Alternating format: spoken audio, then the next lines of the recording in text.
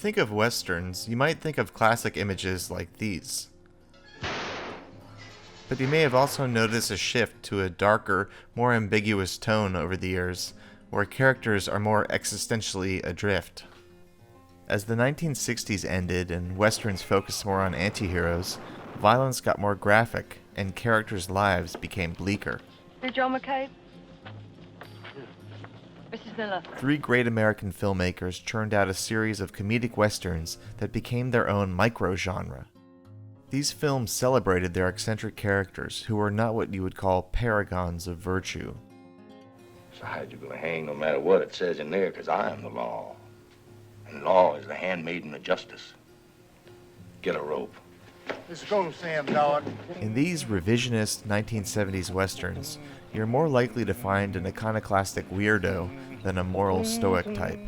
In fact, the heroes are what you might get if you crossed the classic western protagonist with the classic town drunk. I'll have your head is what I'll have. I know what it is. I don't. Pleasure-seeking, flawed men more interested in their own personal freedom than protecting those who can't defend themselves. And they'd shoot a man in the back if it gave them the upper hand.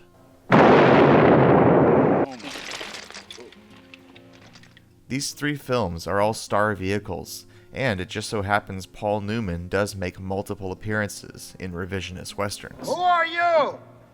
Justice, you sons of On-location photography reflected authentic landscapes and grim beauty that could never be mistaken for any other genre.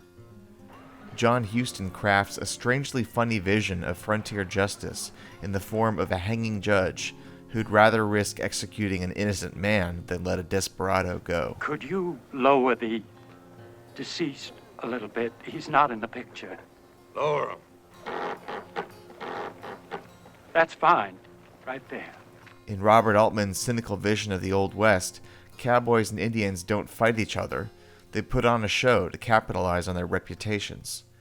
When the climactic battle between cowboy and Indian occurs, the tension is not who will live or die, it's who will break character.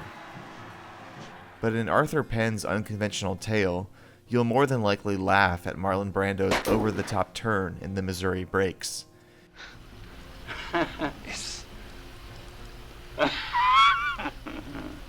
You'll have to lower your voice because I feel an attack of gas and that could be perilous to both of us.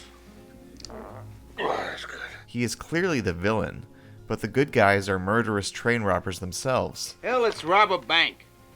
I mean, if we're gonna get hung for rustling horses, we ought to be robbing trains. Well, why don't you boys just move on down with that hole in the wall bunch and you'll be around people that think like that. So in a way, charisma and likability become the factors that determine who the audience should root for. While weird westerns have been created by other countries, the larger genre remains uniquely American. HBO's Westworld shows the western can be reinvented with surreal changes to reflect the times.